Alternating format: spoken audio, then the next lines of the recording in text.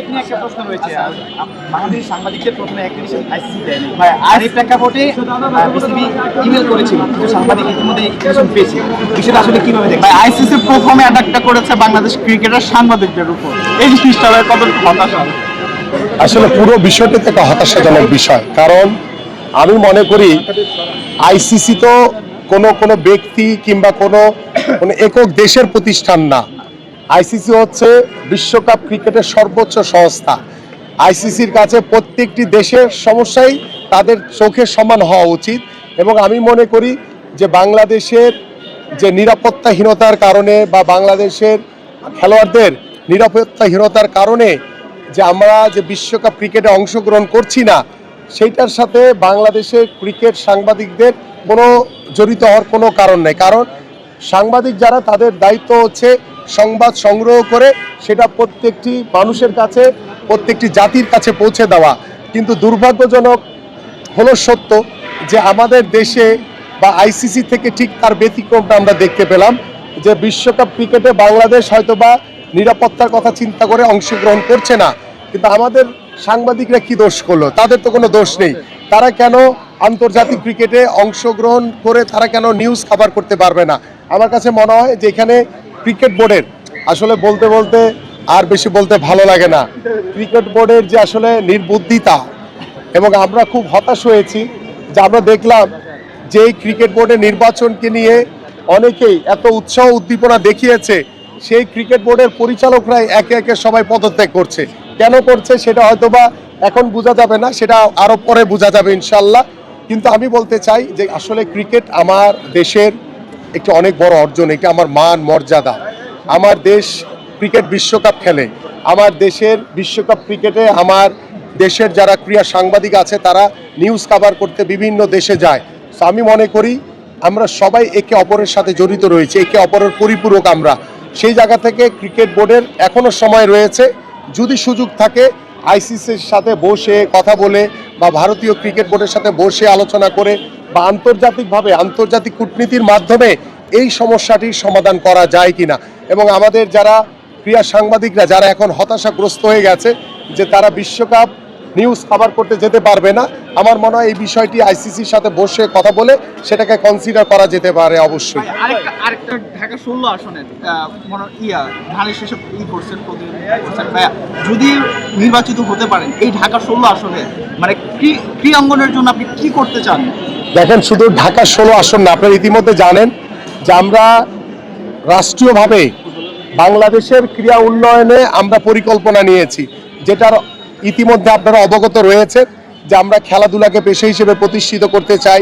আমরা জাতীয় শিক্ষাক্রমে 4র্থ শ্রেণী থেকে খেলাধুলাকে বাধ্যতামূলক করতে চাই। পাশাপাশি আমরা আমাদের ঢাকা মহানগরী সহ সারা বাংলাদেশে গ্রামীণ জনপদে যেখানেই খালি জায়গা আমরা পাবো সেখানেই আমরা আমাদের বাচ্চাদের জন্য, আমাদের ভবিষ্যৎ প্রজন্মের জন্য মাঠ তৈরি করে সেখানে খেলার উপযোগী আমরা মাঠ তৈরি করতে চাই, এবং আমাদের বয়োবৃদ্ধ যারা রয়েছে তাদের জন্য ওয়াকওয়ে তৈরি করতে চাই। এবং আমি চাই যে আমাদের প্রত্যেকটি সমাজেই একটি ক্রীড়া বান্ধব পরিবেশ তৈরি করতে, যে পরিবেশের মাধ্যমে আমরা আমাদের অনেক নৈতিক অবক্ষয়ের যে ঘটনাগুলো ঘটছে সেগুলো থেকে আমরা দূরে সরে আনতে পারবো আমাদের তরুণ সমাজকে। পাশাপাশি আমাদের এলাকায় বা বিভিন্ন জায়গায় মাদকের যে ছড়াছড়ি রয়েছে সেই মাদক থেকেও আমরা আমাদের তরুণ সমাজকে, যুব সমাজকে ফিরিয়ে এনে আমরা মাঠে আকৃষ্ট করে আমরা একটি মাদক মুক্ত সমাজ করতে পারবো ইনশাআল্লাহ। রয়েছে সাবিনা, যারা কয়েকজন ফুটবলার আছে তাদেরকে টুইটার বাংলা তাদের জাতীয় দল থেকে সরিয়ে তারা কিন্তু সাবেক শিরোপা জিতে নিয়ে আসে। এখন সেক্ষেত্রে জাতীয় দলে তাদের কি কোনো সম্ভাবনা দেখছেন কিনা? আমার কাছে যদি মনে আসলে ফুটবলের যিনি কোচ তিনি আরো ভালো বলতে পারবেন, এবং তার চোখে যারা ফিজিক্যালি ফিট, কারণ ফুটসালটা হচ্ছে ছোট্ট একটি জায়গা আর ফুটবল গ্রাউন্ড হচ্ছে অনেক বড়, তো সেখানে আপনার রানিং, স্টেমিনা, ফিটনেস, টেকনিক সবকিছু মিলিয়ে কিন্তু তাকে একজন পরিপূর্ণ ফুটবলার হতে হয়। তো সেই জায়গা থেকে আমার কাছে মনে হয়েছে যে ফুটসাল আর বড় ফুটবল মাঠের খেলা এক না। তো সেই জায়গা থেকে যদি সাবিনা বা যারাই ফুটসালে বাংলাদেশ দলের সুনাম বই নিয়ে আসছে তারা যদি ফিজিক্যালি ফিট হয়, আমি মনে করি ডেফিনেটলি একজন ফরেন কোচ তিনি নিশ্চয়ই চাইবেন তার দল অত্যন্ত শক্তিশালী হোক এবং তার দলের শক্তিশালীর মাধ্যমে আমার দেশ যাতে আরো শক্তিশালী হয় সেটা অবশ্যই সবাই চাইবেন। সেটা হচ্ছে ভাইয়া, সেটা হচ্ছে আমরা তো বিশ্বকাপ ফুটবল খেলি না, তারপরে আমরা ফিফা বিশ্বকাপ কাভার করতে চাই। সেক্ষেত্রে এই যে সাংবাদিকরা, আমাদের ক্রিকেটাররা যাবে না, কিন্তু সাংবাদিকরা যেয়ে কিন্তু কণ্ঠ মানে লিকুলি বা কণ্ঠের মাধ্যমে আওয়াজ তুলতে পারে। সেটাও কি আমাদের প্রতিরোধ করলো কিনা আইসিসি? এখানে আমার কাছে মনে হয় যে আইসিসির চেয়েও আমি বেশি সমস্যা দেখছি আমার ক্রিকেট বোর্ডের, কারণ ক্রিকেট বোর্ডের সভাপতি বা যারা দায়িত্বরত রয়েছে, যারা মিডিয়ার কাজ করে, মিডিয়া সেক্টরটা দেখে, তাদের অনেক অবহেলা রয়েছে আমার কাছে মনে হয়। কারণ তারা চিন্তা করেছে যে আমার খেলোয়াড়রা বা আমরা বিশ্বকাপে যেতে পারছি না নিরাপত্তার কারণে, তা আমাদের সাংবাদিকদেরও যাওয়ার প্রয়োজন নাই। বাট আমার কাছে মনে হয়েছে যে সাংবাদিক ভাইরা যদি সেই ক্রিকেট কভার করতে গিয়ে তারা কিন্তু বাংলাদেশের পক্ষে ক্রিকেটের যে সমস্যাটা তৈরি হয়েছে, যে নিরাপত্তাহীনতার কারণে আমরা যেতে পারছি না, সেই বিষয়গুলো কিন্তু আপনারা আন্তর্জাতিক মহলে তুলে ধরতে পারতেন। তো এই বিষয়টি আমার কাছে মনে হয় যে আমাদের ক্রিকেট বোর্ডের কমিউনিকেশনের অভাবে আজকে এই সমস্যাটি তৈরি হয়েছে, এবং আমি আশা করছি যে এখনও সুযোগ রয়েছে, এখনও সময় রয়েছে, এবং আপনারা যারা ক্রিকেটের বা আপনারা যারা স্পোর্টসের সাংবাদিক রয়েছেন, আপনারা ক্রিকেট বোর্ডের সাথে কথা বলে আলোচনার মাধ্যমে বা আইসিসির সাথে সরাসরি চিঠি আদান প্রদানের মাধ্যমে আমরা এই সমস্যাটি সমাধান করতে পারি কিনা সেটা আমরা অবশ্যই এটা খতিয়ে দেখা উচিত আমি বলে মনে করি। ভাই ওইটা স্বাভাবিক কথা। ম্যাচ শেষে আপনি কি মনে করেন এই কোচ থাকা উচিত নাকি আমাদের যে টিম হয়েছে এখন চেঞ্জ জানা উচিত? দেখেন আমি ইতিমধ্যে বলেছি যে আমাদের যে বর্তমান যে পুরুষ ফুটবল টিমের যিনি কোচ রয়েছেন, তিনি দীর্ঘদিন ধরে ফুটবল টিমের সাথে কাজ করছেন, এবং মাঝখানে একটি অলরেডি কথা উঠেছিল যে কোচকে সরিয়ে দেওয়ার বিষয় নিয়ে। বাট আমার কাছে মনে হয় যে এখানে ফুটবল ফেডারেশন রয়েছে, আমাদের খেলোয়াড়রা রয়েছে, আমাদের ফুটবলের সংশ্লিষ্ট আপনারা যারা ক্রীড়া সাংবাদিক রয়েছেন, ইভেন দো আমাদের যারা ক্রীড়া সংগঠক রয়েছে, আমরা সকলেই কিন্তু আলোচনা ভিত্তিতে আমরা হয়তো এই সিদ্ধান্তটি নিলে ভালো হবে যে আমাদের যিনি বর্তমান কোচ আছেন তাকে দিয়ে কন্টিনিউ করলে কি ভালো হবে নাকি খারাপ হবে, বা তাকে চেঞ্জ করে আমরা বেটার কিছু করতে পারবো কিনা, এই বিষয়টা মনে আলোচনা সাপেক্ষে এটা সমাধান করা উচিত।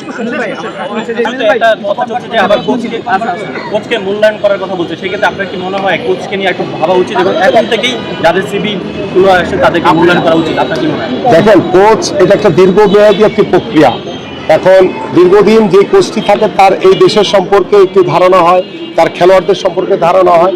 তো সেই জায়গা থেকে যদি কোচ যদি বারংবার যদি ব্যর্থতার পরিচয় দেয়, তাহলে তো ডেফিনেটলি কোচ পরিবর্তনের কথা আসবেই। বাট কোচ যদি সফল হয়, তাহলে আমি মনে করি তাকে ধরে রেখে কিভাবে আমাদের ফুটবলটাকে আরো বেশি এগিয়ে নিয়ে যাওয়া যায় সেটাকে আমাদের আরো বেশি দৃষ্টি দেওয়া উচিত। কারণ আমি চাইলেই তো পরিবর্তন করতে পারবো, বাট পরিবর্তন করলেই তো আমার ফুটবল এগিয়ে যাবে না। সো এই জায়গাটাতে আমাদের আরো ধৈর্যশীল হতে হবে ইনশাআল্লাহ।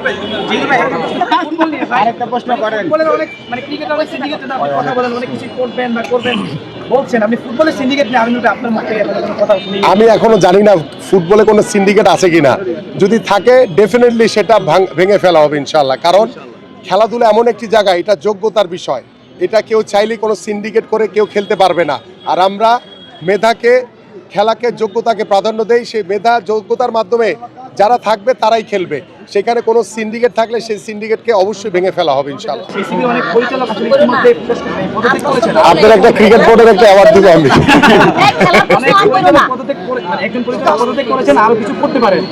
আবার প্রেসিডেন্টকে নিয়ে গুঞ্জন রয়েছে তিনি আসলে মানে দেশ ছেড়ে চলে যাচ্ছেন। এই যে একটা মানে অবস্থা, এটার জন্য আসলে দায়ীটা আসলে কি? মানে সবাই কি নিরাপদ কিনা, বোর্ডটা টিকবে কিনা, নিরাপদ সেফ জোনে থাকতে যাচ্ছে আর কি। ভাই কেন এত ভয় কিসের তাদের, কেন তারা ভয় পাচ্ছে? না না না না, আমরা এমন কাজ করব না যেটা অগণতান্ত্রিক, যেটা অনৈতিক।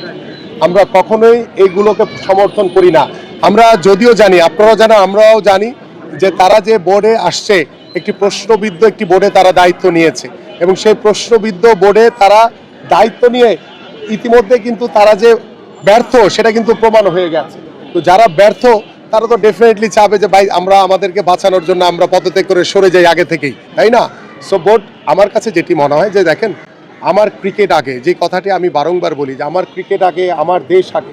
সো ক্রিকেটকে ক্ষতিগ্রস্ত করলে এটার দায় দায়িত্ব কাউকে না কাউকে অবশ্যই নিতে হবে ইনশাল্লাহ। আর পাশাপাশি হচ্ছে যে যারা বর্তমানে ক্রিকেট বোর্ডে আছে তাদের শঙ্কার কোনো কারণ নেই, তারা নির্বাচনের আগ পর্যন্ত তারা সুন্দরভাবে চালাক। কারণ এখানে আইসিসির একটি বিধিনিষেধ রয়েছে, আইসিসির একটি নিয়মের কিছু বিষয় রয়েছে। আমরা সেই আইসিসির সাথে কথা বলে নিয়মের ভিতরে থেকেই আমরা আগামীর যে ক্রিকেট বোর্ড সেটাকে এমন একটি শক্তিশালী বোর্ডে প্রতিষ্ঠিত করতে চাই, যাতে এই ধরনের যে ক্রিকেট নিয়ে যে শঙ্কা তৈরি হয়েছে এই শঙ্কাগুলো যাতে আমরা পরিপূর্ণভাবে কাটিয়ে উঠতে পারি। সব ধরনের খেলার খবর পেতে সাবস্ক্রাইব করুন। সঙ্গে থাকুন খেলার পাতার।